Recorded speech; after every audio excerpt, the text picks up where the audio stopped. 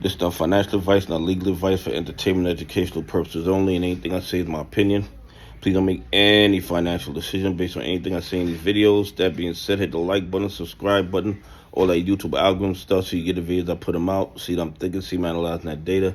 But like I tell every day, the day they release us is false. I'm going to give us a false narrative to market so we can make bad trading decisions. Listen, every day I tell you guys, and I don't tell you to buy, hold, or sell any covered call, but I tell you guys that the covered calls are just a way for these bad actors to use as their piggy bank to put money in their pockets every single week.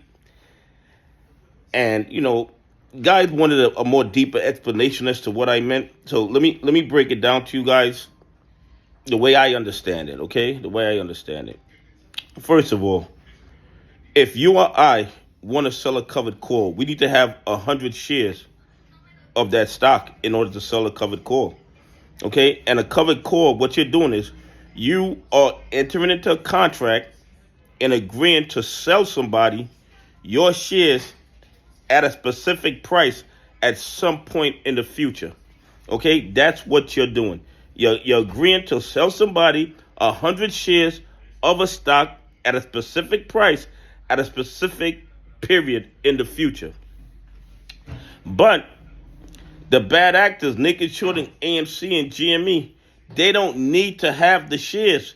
They do what I consider to be naked covered calls. They just sell the calls even though they don't have the shares. And then in a fair and transparent market, they would have to go and buy the shares in the open market after the fact, after they already collected your premiums.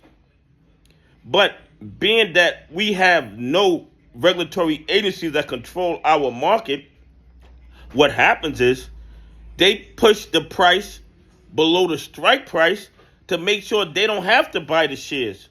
All they have to do is just collect premiums every week, every month, depending on what covered calls that you buy. Let's say you bought a $10 covered call of XYZ stock. The bad actors will sell you the covered call at $10. They will collect the premium. Let's say the premium is $20, for example. And they'll collect the $20. Now, as long as they're able to keep that XYZ stock under $10, you get absolutely nothing, and they keep your $20. And that is a big cash cow for these bad actors. And they don't even have to have the shares. They take AMC, they take GME, in my opinion, this is just my opinion, they sell you, they push the price up a little bit during the week, they sell you the shares, they sell you the call options rather, and then when it's getting Friday, they start pushing the price back down to make sure that the price falls right below the strike price, and they just pocket the money. Now, the good thing about that, and if you want to consider this a good thing, is we can do the same thing. Yes, retail investors can play the hedgies and make the covered calls their little piggy bank also. And it's not that difficult. You find shares of a company that you like, a company that you don't mind holding over a long period of time. And once you got 100 shares, you can do weekly call options. You can sell monthly call options. You can sell leaps. The further out you go, the more premium that you make.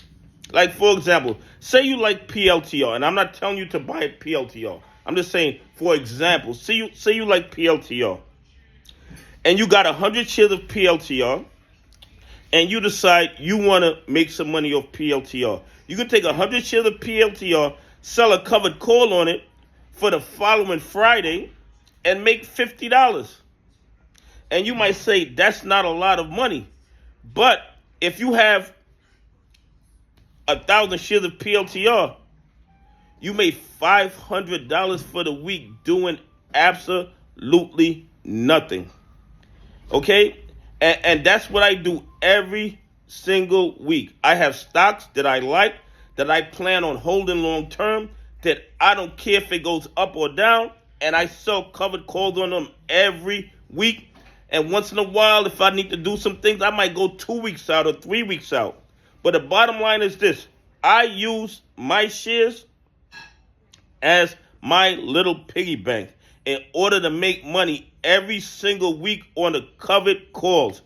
In my opinion, this is just my opinion, I'm not telling you to do this, it makes no sense for those shares to just sit in your account doing nothing. You put them shares to work, give those shares a job. And you give those shares a job by selling covered calls on them. And every week, every month, you can make money that you would not have made with the shares just sitting there doing nothing. I mean, who wants lazy shares? Okay? Nobody wants lazy shares. We can put those shares to work and they can start generating income for us. Anyway, please leave some comments. Tell me what you think. Do you think that selling covered calls is a good way to generate weekly income and put those lazy shares to work? Anyway, have a great day. God bless, and I appreciate y'all on this journey with me.